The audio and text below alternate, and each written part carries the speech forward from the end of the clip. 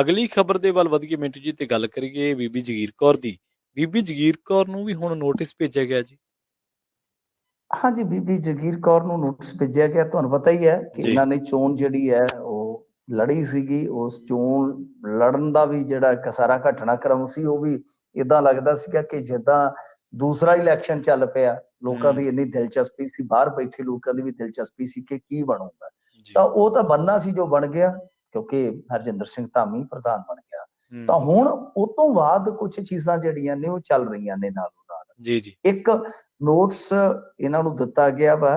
ਉਹ ਨੋਟਿਸ ਜਿਹੜਾ ਦਿੱਤਾ ਗਿਆ ਹੈ ਉਹ ਹੈ ਸ਼੍ਰੋਮਣੀ ਗੁਰਦੁਆਰਾ ਪ੍ਰਬੰਧਕ ਕਮੇਟੀ ਦੇ ਜਿਹੜੇ ਅੰਤਰਿੰਗ ਮੈਂਬਰ ਹੈ ਜਥੇਦਾਰ ਪਰਮਜੀਤ ਸਿੰਘ ਖਾਲਸਾ, ਸ਼੍ਰੋਮਣੀ ਅਕਾਲੀ ਦਲ ਦੇ ਹਲਕਾ ਭਦੌੜ ਤੋਂ ਇੰਚਾਰਜ ਤੇ ਸੀਨੀਅਰ ਐਡਵੋਕੇਟ ਜਿਹੜੇ ਆ ਸਤਨਾਮ ਸਿੰਘ ਰਾਹੀ, ਇਹਨਾਂ ਦੇ ਰਾਹੀਂ ਮਤਲਬ ਕਿ ਰਾਹੀ ਹੋਰਾਂ ਦੇ ਰਾਹੀਂ ਇਹ ਨੋਟਿਸ ਦਿੱਤਾ ਗਿਆ। ਬਾਬਾ ਗਾਂਧਾ ਸਿੰਘ ਗੁਰਦੁਆਰਾ ਸਾਹਿਬ ਬਰਨਾਲਾ ਦੇ ਮੈਨੇਜਰ ਸੁਰਜੀਤ ਸਿੰਘ ਠੀਕਰੀਵਾਲ ਨੇ ਇਹ ਸਾਰੀ ਜਾਣਕਾਰੀ ਦਿੱਤੀ ਹੈ ਕਿ ਇੱਕ ਚੈਨਲ ਤੇ ਜਦੋਂ ਇੰਟਰਵਿਊ ਦੇ ਰਹੇ ਸਨ ਬੀਬੀ ਜੀ, ਤੇ ਇਸ ਦਰਮਿਆਨ ਉਹਨਾਂ ਨੇ ਐਸਜੀਪੀਸੀ ਦੀ ਜਿਹੜੀ ਸਾਰੀ ਕਾਰਜ ਪ੍ਰਣਾਲੀ ਤੁਹਾਨੂੰ ਪਤਾ ਹੀ ਹੈ ਜਿਸ ਤਰ੍ਹਾਂ ਹੁੰਦੀ ਹੈ, ਤਾਂ ਉਹਦੇ ਗੱਲ ਕਰਦਿਆਂ ਉਹਦੇ ਕੁਝ ਪੁਰਾਣੇ ਕਿਸੇ ਫੋਲਦਿਆਂ ਕਿਹਾ ਸੀਗਾ ਕਿ ਸਾਬਕਾ ਪ੍ਰਧਾਨ ਜਗੀਰ ਕੌਰ ਵੱਲੋਂ ਕਈ ਲੱਖ ਰੁਪਏ ਦਾ ਘਪਲਾ ਕਰਨ ਦਾ ਦੋਸ਼ ਲਾ ਕੇ ਇੱਕ ਮੈਨੇਜਰ ਨੂੰ ਮੁਅੱਤਲ ਕਰਨ ਦਾ ਤਰਕ ਦਿੱਤਾ ਗਿਆ ਸੀ, ਜਾਂ ਉੱਥੇ ਆਪਣੀ ਗੱਲ ਰੱਖੀ ਗਈ ਸੀ। ਤਾਂ ਉਸ ਤੋਂ ਬਾਅਦ ਮਤਲਬ ਕਿ ਮੁਅੱਤਲ ਕਰਨ ਦੇ ਇਸ ਸਾਰੇ ਘਟਨਾਕ੍ਰਮ ਤੇ ਅੱਗੇ ਉਹਨਾਂ ਨੇ ਕਿਹਾ ਸੀਗਾ ਕਿ ਪਰਮਜੀਤ ਸਿੰਘ ਖਾਲਸਾ ਵੱਲੋਂ ਮੁੜ ਮੈਨੇਜਰ ਲਾਉਣ ਦੀ ਜਿੱਦ ਤੇ ਐਸਜੀਪੀਸੀ ਦੇ ਨਵੇਂ ਪ੍ਰਧਾਨ ਐਡਵੋਕੇਟ ਹਰਜਿੰਦਰ ਸਿੰਘ ਧਾਮੀ ਦੀ ਮਤਲਬ ਕਿ ਜਿੱਤ ਤੇ ਸਵਾਲ ਚੁੱਕੇ ਸਨ। ਦੋ ਚੀਜ਼ਾਂ ਹੋ ਗਈਆਂ ਹੁਣ ਜਿਹਨੂੰ ਆਪਾਂ ਦੇਖਣਾ ਹੋਵੇ ਕਿ ਇੱਕ ਤਾਂ ਉਹਨਾਂ ਨੇ ਦਾਅਵਾ ਕੀਤਾ ਕਿ ਬਈ ਇਹ ਲੱਖਾਂ ਰੁਪਏ ਦਾ ਘਪਲਾ ਸੀਗਾ। ਸੈਕੰਡ ਕਿ ਪਰਮਜੀਤ ਸਿੰਘ ਖਾਲਸਾ ਵੱਲੋਂ ਜਿਹੜੇ ਅੰਤਰਿਮ ਕਮੇਟੀ ਦੇ ਮੈਂਬਰ ਹੋ ਗਏ ਜਿਹਦਾ ਆਪਾਂ ਨਾਂ ਉੱਤੇ ਲਿਆ ਵਾ, ਤਾਂ ਉਹ ਕੀ ਹੈ ਕਿ ਉਹ ਅੜ ਗਏ ਤੇ ਉਹਨਾਂ ਨੇ ਦੁਬਾਰਾ ਉਸ ਮੈਨੇਜਰ ਨੂੰ ਉੱਥੇ ਲਵਾਇਆ।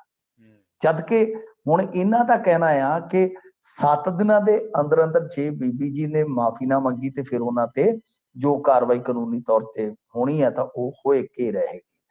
ਗੱਲ ਇਹ ਆ ਕਿ ਦੇਖੋ ਇਹਨਾਂ ਦਾ ਤਰਕ ਜਿਹੜਾ ਹੈ ਆਪਣੇ ਪੱਧਰ ਤੇ ਉਹ ਇਹ ਆ ਕਿ ਹੁਕਮ ਨੰਬਰ 3550 ਰਾਹੀਂ 26 ਫਰਵਰੀ 2021 ਨੂੰ ਜਿਹੜੀ ਸਸਪੈਂਸ਼ਨ ਹੋਈ ਸੀ ਤੇ ਉਸ ਤੋਂ ਬਾਅਦ ਫਿਰ ਹੁਕਮ ਨੰਬਰ 3292 ਰਾਹੀਂ 20 ਨਵੰਬਰ 2021 ਨੂੰ ਬਹਾਲੀ ਹੋ ਗਈ।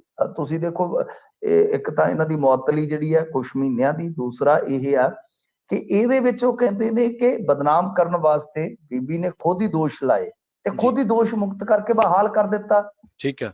ਤੇ ਇਸ ਮਾਮਲੇ ਦੇ ਵਿੱਚ ਇੱਕ ਦਿਲਚਸਪ ਤੱਥ ਇਹ ਵੀ ਦੱਸਿਆ ਜਾ ਰਿਹਾ ਕਿ ਇਹ ਝੂਠੇ ਬਿੱਲ ਤਿਆਰ ਕੀਤੇ ਗਏ, 500 ਦਾ 5500 ਦਾ ਬਿੱਲ ਬਣਾ ਕੇ ਵਾਇਰਲ ਕੀਤਾ ਗਿਆ। ਮਤਲਬ ਕਿ ਸਾਨੂੰ ਸਾਰਾ ਕੁਝ ਜਿਹੜਾ ਹੈ ਉਹ ਬਦਨਾਮ ਕਰਨ ਦਾ ਯਤਨ ਸੀ। ਉਹਨਾਂ ਦਾ ਤਰਕ ਜਿਹੜਾ ਵੱਡਾ ਆ ਉਹ ਇਹ ਆ ਕਿ ਜਦ ਬੀਬੀ ਜਗੀਰ ਕੌਰ ਨੇ ਆਪ ਕਿਸੇ ਨੂੰ ਮੁਅੱਤਲ ਕੀਤਾ ਤੇ ਆਪ ਹੀ ਮੁੜ ਕੇ ਆਪਣੇ ਹੁਕਮਾਂ ਤੇ ਬਹਾਲ ਕਰ ਦਿੱਤਾ, ਤਾਂ ਫਿਰ ਅਸੀਂ ਕਿਵੇਂ ਬਈ ਦੋਸ਼ੀ ਹੋਏ?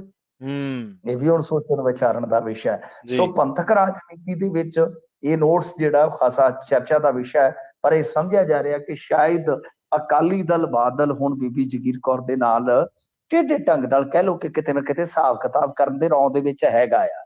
ਉਹਦੀ ਸ਼ੁਰੂਆਤ ਇਸ ਨੋਟਿਸ ਤੋਂ ਹੋ ਗਈ ਲੱਗਦੀ ਆ ਕਿ ਇਸ ਨੋਟਿਸ ਦੇ ਵਿੱਚ ਜਿਸ ਤਰ੍ਹਾਂ ਆਪਾਂ ਦੇਖਿਆ ਹੀ ਆ ਕਿ ਮੈਨੇਜਰ ਸਾਹਿਬ ਹੁਣ ਮੈਨੇਜਰ ਸਾਹਿਬ ਐਸਜੀਪੀਸੀ ਦੇ ਮੁਤਹਿਦ ਨੇ, ਐਸਜੀਪੀਸੀ ਦੇ ਇਲੈਕਸ਼ਨ ਦਾ ਹੀ ਰੇੜਕਾ ਸੀਗਾ। ਤਾਂ ਹੁਣ ਜਦੋਂ ਨੋਟਿਸ ਹੋ ਗਿਆ ਤਾਂ ਇੱਕ ਵੱਡਾ ਸਵਾਲ ਇਹ ਖੜਾ ਹੋਏਗਾ ਕਿ ਕੀ ਬੀਬੀ ਜਗੀਰ ਕੌਰ 7 ਦਿਨਾਂ ਦੇ ਵਿੱਚ ਮਾਫੀ ਮੰਗਦੇ ਆ ਜਾਂ ਫਿਰ ਉਹ ਕਾਨੂੰਨੀ ਲੜਾਈ ਵਾਸਤੇ ਤਿਆਰ ਹੁੰਦੇ ਆ।